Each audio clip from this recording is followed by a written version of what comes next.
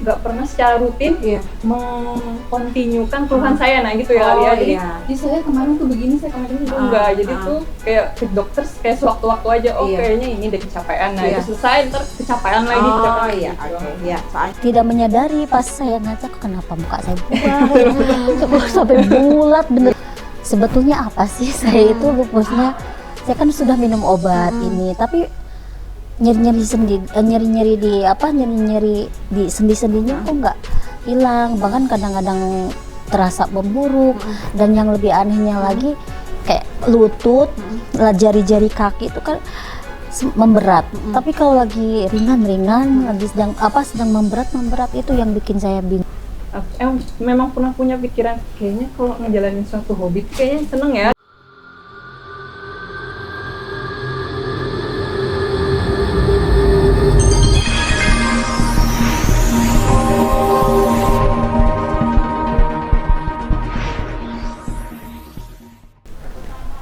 Halo Sobat Rally, kita ketemu kembali di podcast Rutin Rally. Kali ini masih di Jakarta. Kita akan ketemu dengan dua orang sahabat kita yang berasal dari komunitas Lupus Sehati. Lupus Sehati ya. Silakan diperkenalkan, Mbak. Selamat sore. Perkenalkan, nama saya Dede Juhaina. Terdiagnosa lupus itu dari tahun 2013. Dengan keterlibatan peradangan otot sendi. Peradangan Ya, otot sendi. peradangan. Kalau Mbak Nabila? Udah diperkenalkan duluan ya. Nama saya Nabila dari komunitas Lupus Sehati. Terdiagnosa lupus itu tahun 2017. Keterlibatannya adalah kulit, darah, tulang sendi otot ya, muskuloskeletal dan otak. Oke, nanti kita tanya satu-satu ya. Bu. Ini kan sama-sama udah push, tetapi keterlibatannya beda-beda dan tentunya nanti gejalanya juga beda-beda, gitu ya? Iya, betul. Oke, kita tanya lagi, Mbak Dede, itu gejalanya gimana? Terus awal mula terdiagnosanya seperti apa? Gejala awalnya itu nyeri sendi berpindah-pindah. Itu selalu berpindah-pindah dan ada banyak memar, lebam-lebam biru seperti habis terbentur ya? Iya, terbentur seperti itu. Sampai di beberapa titik di seluruh tubuh itu biru-biru itu. Dan mengalami setiap kalau kena matahari itu merasa terbakar. Terbakar dan rasanya tuh mau pingsan seperti itu ya. Kemudian pusing ada gitu? pusing Ada iya pusing, ya. Dan rambut rontok. Oh, ada rambut rontok iya. juga. Terus dari awal itu gejalanya sampai dengan diagnosa itu pastinya lama ya? Atau langsung ketemu? Lama Ya? sepertinya saya tuh terasa mengalami gejala nyeri-nyeri sendi itu dari 2007. Iya. Diagnosanya 13. Usianya berapa tuh waktu kena? Waktu terdiagnosa tuh? Terdiagnosa sekarang kan 41 tahun ya. Berarti waktu terdiagnosa berapa ya? Kurangan 6 lagi ya? Iya. Berarti 35. Ya 35 ya. 35 tahun. Oke, terus bisa terdiagnosanya gimana tuh ceritanya? Saya datang ke dokter. Ya awal-awalnya biasa dengan daftar umum seperti itu. Hasil cek lab, anak profil ya. Dan itu positif, menyatakan saya terkena autoimun lupus itu di tahun 2013 itu. Gitu. Iya. Itu di klinik umum? Apakah spesialis? Di RSCM waktu itu ya. Oke. Terus terdiagnosa lupus ya? Iya. Keluar diagnosa tegak lupus ya? Iya, tegak. Dengan keterlibatan apa tadi? Peradangan otot sendi. Otot sendi, oke. Iya. Kalau Mbak Nabila, gimana ceritanya? Saya itu sebetulnya ketahuan lupus itu di tahun 2017 tadi ya. Tapi sebenarnya gejala awal tuh dari 2010. 27 tahun di ya? tahun belakang ya sebetulnya.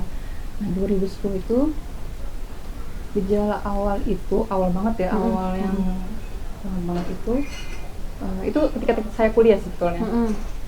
Itu ketika sore menjelang malam tuh ya, sekitar aktivitas udah selesai, itu badan berasa seperti meriang, terus sumeng, kayak masuk angin, kayak demam tapi nggak demam, tau kan rasa-rasa kayak gitu. Nah itu cuma tiap hari itu saya rasakan.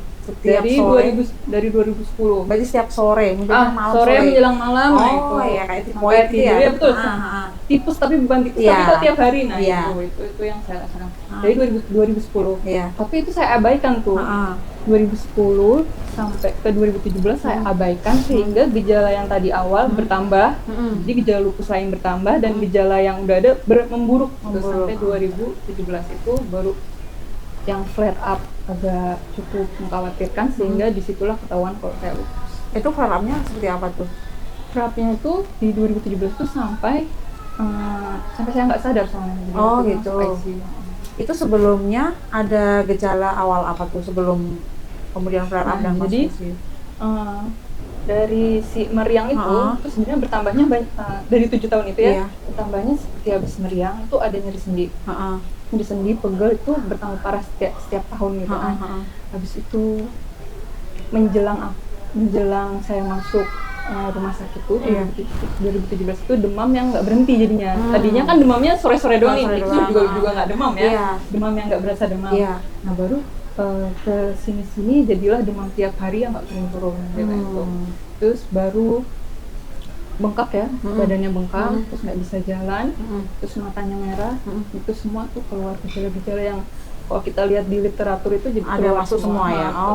Terus setelah itu langsung ke rumah sakit, terus keluar dilakukan pemeriksaan, terus keluar diagnosa. Berarti sebelumnya itu tidak pernah dicek ke dokter atau bagaimana? Jadi saya tidak pernah khusus mengecek ke dokter. Ini saya seperti ini nih, kayak misalkan sore ini, dan misalkan nggak pernah secara rutin mengkontinukan keluhan saya, nah gitu ya. Jadi saya kemarin tuh begini, saya kemarin tuh enggak. Jadi tuh kayak fit dokter kayak sewaktu-waktu aja. Kayaknya ini deh kecapean, nah itu selesai ntar kecapean lagi. Soalnya kan juga gejalanya nggak jelas ya. Jadi demam tapi kalau di termometer nggak keluar ininya ya, maksudnya bukan parameter demam ya. Terus kemudian setelah itu pengobatan nih ya, sudah pengobatan. Nah, merasakan ada perbaikan nggak itu Mbak Dede? Ada ya? Di saat saya minum steroid tinggi, memang di gejala-gejala yang saya rasakan ada perbaikan.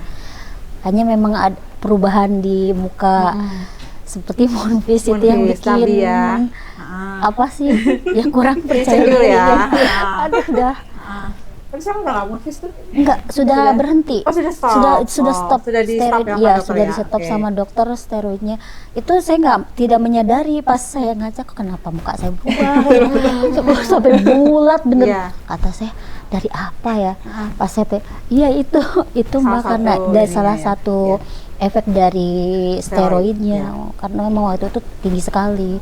Jadi saya tuh kalau terasanya gini Bu, kalau pas di saat naik kendaraan nih bermotor, tulang belakang kalau ada kayak polisi tidur gitu, ada terasa sakit di sini itu, di tulang belakangnya itu. Terus pas memang diberikan terapi memang sudah membaik. Lumayan membaik lah ya. Berkurang lah ya gitu. Terus kemudian itu konsumsi steroid berarti berapa lama tuh? Dari 2013 stop itu berapa lama ya? Sekitar 3 tahun. 3 tahunan. Nah, selama 3 tahun sempat naik turun dosisnya dari dokter atau enggak? Atau proses taperingnya itu lancar-lancar saja? Lancar-lancar saja sih, alhamdulillah. Artinya ketika oleh dokter diturunkan tidak ada gejolak ya? Iya, tidak ada gejolak. Hanya memang karena keterlibatannya itu radang otot sendi. Jadi memang sampai saat ini sih kadang-kadang saya juga sering mengeluh sama dok, sebetulnya apa sih saya itu lupusnya? Saya kan sudah minum obat ini, tapi nyeri-nyeri di apa, nyeri-nyeri di sendi-sendinya kok nggak hilang, bahkan kadang-kadang terasa memburuk.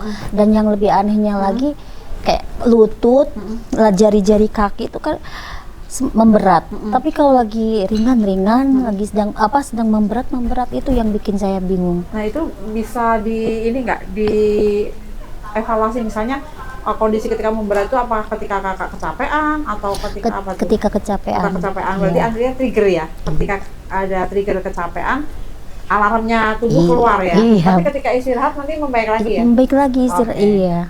Ya. Kalau Kak Nabila gimana nih sekarang? Dari pengobatan sampai sekarang sangat-sangat membaik ya. Sangat baik. Pernah flare up nggak setelah flare up yang pertama? Oh enggak, alhamdulillah.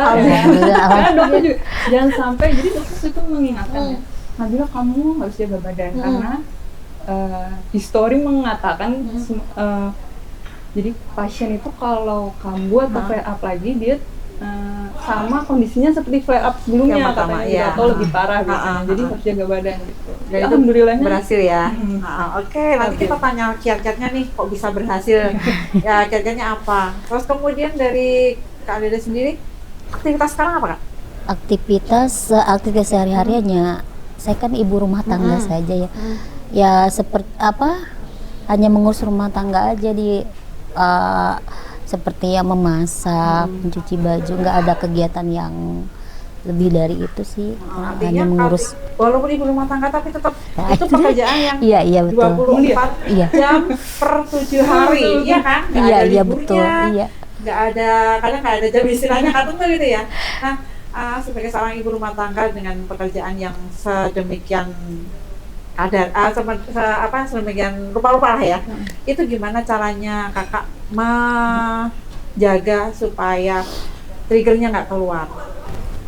Di saat alarm nyala, keluar. misalkan ya saya mau masak, kayaknya nih ya udah deh, tinggal sebentar, bareng 1 jam 2 jam, nanti baru dimulai lagi seperti itu. Jadi tidak terus menerus sampai selesai itu saya nggak maksa, jadi ya? Sekarang itu tidak berani memaksakan diri. Jadi Supaya saya triggernya harus matahari gimana? Kan ada trigger paparan matahari. Alhamdulillah sampai sekarang sih sudah nggak terasa yang namanya rasa badan terbakar, seperti terbakar begitu, udah nggak ada, dan kayak mata silau gitu udah nggak ada. Ya sudah ada. Ada pakai sunblock itu nggak, pasang itu kan sunblock itu nggak? Sunblock itu bandel sih kadang pakai. kadang-kadang cuma tidak, efeknya nggak seperti dulu ya. Iya. Dulu belum pengobatan kan begitu kena langsung keluar ya. Keluar ada rom-rom seperti ya merah-merah di hidung gitu seperti itu. Keluar malasnya ya. Iya. Oh gitu. Kan sekarang udah nggak ya? Enggak ada. Siap. Kalau Mbak Nabila kegiatannya apa sekarang? Kegiatannya, jadi setelah saya sakit, saya kan berhenti bekerja kantoran ya waktu itu ya. Gitu. Nah jadi karena pemulihan saya kan cukup lama ya, karena dari koma ke beraktivitas itu bertahun-tahun gitu ya. Nah itu saya jadi memang sebelum sakit tuh, jadi ketika bekerja tuh rasanya tuh memang pernah punya pikiran kayaknya kalau ngejalanin suatu hobi kayaknya seneng ya, kayak habis pulang kerja terus Sabtu Minggunya tuh ngejalanin apa gitu di luar itu kayaknya kok seneng gitu hati. Nah di saat rehat waktu sakit itu, alhamdulillahnya saya jadinya menjalani hobi yang ingin saya lakukan. Berarti sekarang posisinya resign dari kerja terus menjalani hobi ya? Iya. Hobinya apa nih? Hobinya tuh buat aksesoris. Oke, ini namanya nggak? Ini kali ya Mbak Nabila nih. Saya tertarik dengan Mbak Nabila ini karena tadinya wanita karir ya? Iya betul. Terus kemudian banting setir menjadi seorang apa namanya Kak? Menekuni hobi kerajinan ya. Iya, betul. Mengambil keputusan itu berat nggak? Kalau buat saya tidak ya, karena mungkin beratnya adalah ketika tahu kalau saya sakit ya. Jadi sebetulnya beratnya bukan meninggal pekerjaan, karena meninggalkan pekerjaan emang untuk kesehatan saya gitu ya. Tapi ketika sakit aja sih, jadi semua berhenti. Jadi jadi karena pekerjaannya mungkin tidak sesuai untuk stresornya tinggi ya, stresornya tinggi. Jadi untuk fisik pada saat itu, apalagi waktu pemulihan ya, itu sangat-sangat nggak sepertinya tidak sesuai. Kondusif ya? Tidak kondusif sama sekali gitu kalau kerja.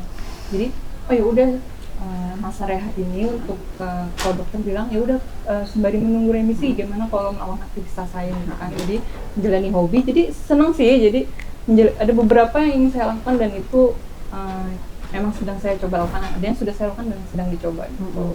Dan teman-teman, Mbak Nabila ini pendidikannya tinggi loh, S2 beliau. Ya sebelum sakit udah. Ya, artinya bahwa pasti ketika Mbak Nabila dengan pendidikan yang tinggi mendapatkan pekerjaan yang mungkin impian ya dari Mbak Nabila, kan tiap bulan gajian nih. Oh betul. Terus kemudian meninggalkan pekerjaan itu, memilih menjadi menekuni kerajinan, dan mohon maaf mungkin untuk penghasilan kan tidak bisa tetap yang kemarin cerita. Ini kan pasti menimbulkan pro dan kontra. Kenapa saya tanyakan? Karena di rally sedang ada seseorang di sana yang dia masih posisi denial. Jadi saya boleh cerita ya. Nanti Mbak Nabila silahkan berbagi karena ini sangat penting, menguatkan beliau. Jadi beliau ini juga seorang wanita karir yang sedang meniti karirnya di sebuah perusahaan BUMN. Sama. Iya, ketika beliau ini terdiagnosa, mau tidak mau dia harus resign karena tuntutan pekerjaan tidak memungkinkan dia untuk melakoni pekerjaan dan pengobatan. Dan karena pekerjaannya yang stresornya tinggi, ini membuat triggernya dia nggak kelar-kelar kan ini. Jadi dia harus mau nggak mau terpaksa harus resign. Nah, tapi ini menimbulkan masalah juga buat dia karena secara psikis dia merasa tidak berguna, merasa bahwa tadinya dia setiap bulan mendapatkan salary ya, sekarang dia jobless gitu ya. Jadi belum menemukan pekerjaan yang cocok karena memang proses pengobatannya masih belum stabil. Kalau Kak Nabila kan ini sudah beranjak stabil ya. Beliau masih sangat on off sekali. Nah, ini membuat dia merasa dalam kondisi yang sekarang ini cukup berbahaya sebenarnya. Semoga saja besok ketika Rally mengadakan acara di Jakarta, beliau bisa saya ajak, bisa ketemu Mbak Nabila gitu ya. Karena sedang mencoba menggali potensi diri. Jadi saya pengen tahu nih Mbak Nabila, ketika jenengan mengambil keputusan yang sedemikian besar, itu selain pertimbangan karena penyakit tadi, yang salary tadi jadi pertimbangan nggak? Ini saya klarifikasi dulu ya, sebenarnya saya bukan resign. Jadi waktu itu saya tepat waktu itu, jadi sebelum masuk perusahaan saya ada yang namanya percobaan 3 bulan sebelum dijadikan pegawai tetap. Nah, saya saat jatuh sakit itu di masa percobaan 3 bulan. Jadi pas sekali penentuan, kita mau terus menetapkan ini jadi karyawan atau tidak. Jadi perusahaan juga ya sudah, jadi Nabila tidak bisa karena memang kondisinya ini. Jadi saya tidak resign tapi bertepatan dengan keputusan untuk menetapkan itu menjadi pegawai tetap atau tidak. Jadi sudah, jadi saya terima.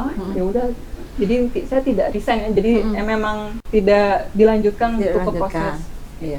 Tapi kan itu tetap bikin sesuatu yang kayak langkahnya terhenti sejenak gitu ya, iya kan ya. Terus kemudian karena Mbak Nabila memilih untuk pemulihan dulu ya, sehingga mimpinya terpaksa harus tertunda dulu. Cuman ketika Mbak Nabila menekuni ini dunia hobi, apa yang Kak Nabila dapat dari situ? Jadi dunia yang saya pekerjaan saya waktu itu dan hobi saya ya, dan ada di tengah-tengah tuh ada kondisi fisik saya gitu kan ya.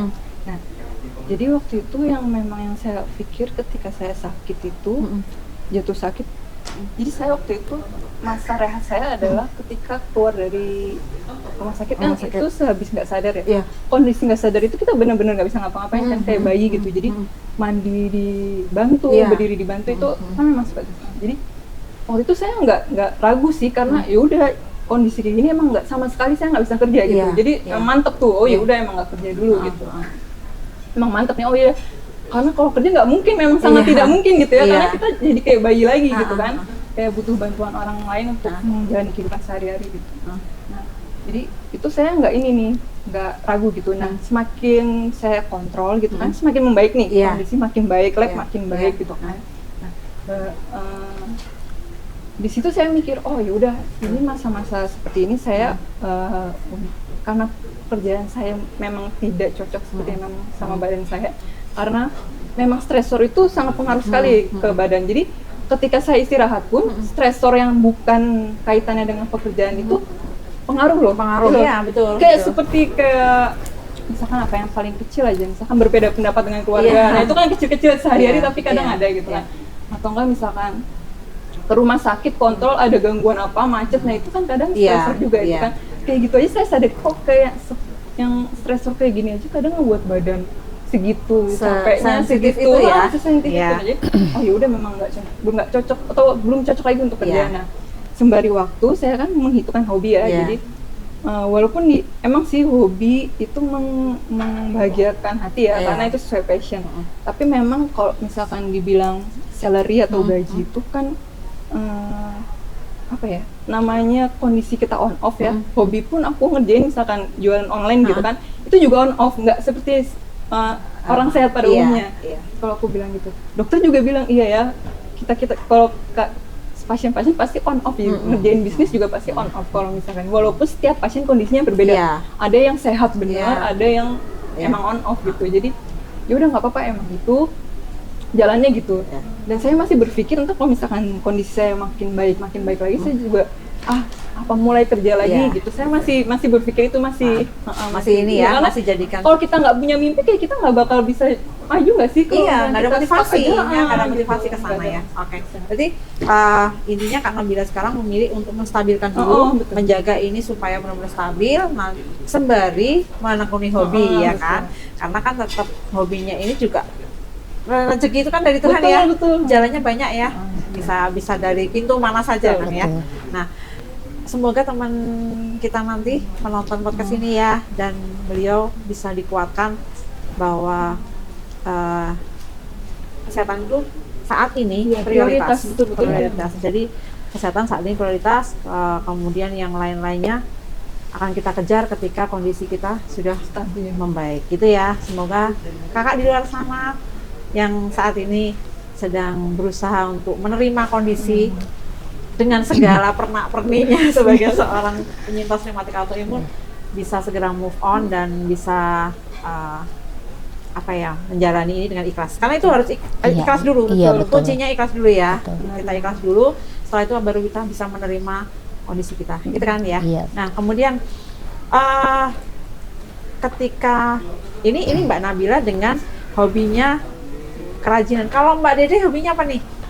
Hobi memasak Oh, hobi ya. memasak. Berarti masakannya enak nih ya. Hanya hobi aja sih ya. Nggak apa-apa, berawal dari hobi bisa jadi rezeki. ya loh. Amin, iya. Oke, selain itu kan berarti selain hobi menjadi rezeki dan ini sebagai obat juga ya. Ini kan hiburan nih buat kita. Kalau misalnya Ya, kita iya. nggak punya hobi yang bisa kita kerjakan untuk mengalihkan pemikiran yang kadang udah bos tuh pemikirannya suka overthinking gitu loh. Pendek ya. Jadi banyak kan Suka yang overthinking, apa iya. dipikirin. Tapi kalau kita punya hobi, kita bisa teralihkan di situ Iya, ya. betul, Oke. ya. Terima kasih sekali. Ini Sama-sama. satu podcast yang menurut saya bisa memotivasi teman-teman di sana.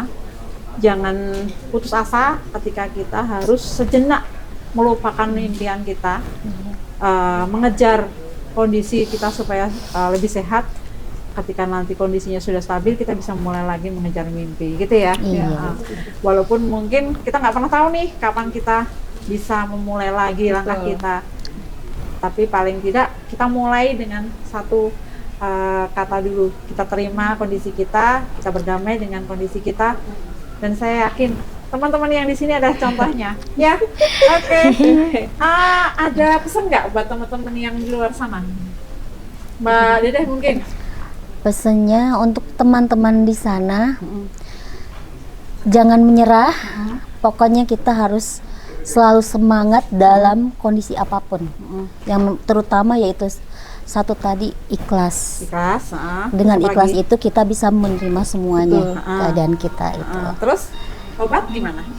Obat diusahakan patuh obat ya, jangan putus. Jangan putus gitu, asa. iya. Jangan putus obat. Iya, jangan putus Jangan asa. utak-utik dosis Iya, ya. jangan- Karena kalau utak-utik dosis tanpa Iya, betul. ACC DPL Betul. bukannya stabil, kita malah flare up ya. Betul. Iya, Nah, itu. betul. Oke, ada lagi? Pintar-pintar mengelola stres, Mengelola karena memang stres. itu tantangan yang paling berat. Oke, Iya, itu. Kalau Mbak Nabila apa nih? Ini kan soalnya dua generasi nih, yang satu Dengan yang satu jenis tapi berbeda ya. ya. Ini podcastnya kan bisa dilihat dari dua sisi nih. Ini yang maaf generasi yang seperti saya, yang satunya generasi muda ya. Iya. Tantangan tuh emang di penerimaan diri sepertinya ya. Jadi kok menurut saya ini ya, pahami kalau setiap orang tuh punya kondisi yang berbeda-beda, termasuk kita gitu. Kita yang sakit autoimun lupus aja nih, organnya yang diserang bisa beda, akses ke pengobatan bisa beda, terus dukungan keluarga bisa beda, personalita kita sendiri beda, jadi penerimaan kita sendiri itu pasti beda. Keikhlasan TDD beda sama keikhlasan menerima gitu. Terus pertemanan kita beda gitu kan, lingkungan rumah juga beda, agama beda, dan itu semua tuh nggak bisa dibandingin gitu. Satu pasien dengan satu pasien pasti beda. Ada misalkan nih, seperti saya gitu ya, dengan teman saya yang lupus mungkin satu studi atau enggak satu sekolah bisa jadi perjalanannya beda, karena keluarga dia beda, target organ yang diserang beda, misalkan beda kan, beda semuanya beda, jadi nggak usah dibandingin. Jadi kalau kita nggak ngebandingin dengan orang lain tuh bakal lebih bisa menerima, oh ya setiap orang beda, ya udah aku menghargai proses aku dan mereka menghargai proses mereka gitu. Jadi itu kali ya. Pahami diri sendiri, terima dengan ikhlas dan belajar untuk berdamai dengan kondisi penyakit kita ya. Tapi satu lagi, boleh loh mencontoh apa yang tadi sharing positif yang teman-teman kita sore hari ini sharingkan ke teman-teman yang lain, ya kan? Karena kadang-kadang kan kita terlalu memikirkan diri kita sendiri sehingga kita tidak bisa membuka mata kita terhadap peluang-peluang di luar sana. Mungkin teman-teman bisa mulai menggali potensi diri masing-masing, mungkin hobi-hobi ada yang bisa dikulik-kulik lagi, kira-kira ini bisa menjadi ladang rezeki ataupun sarana untuk bisa lebih mengekspresikan diri. Seperti itu ya Kak ya.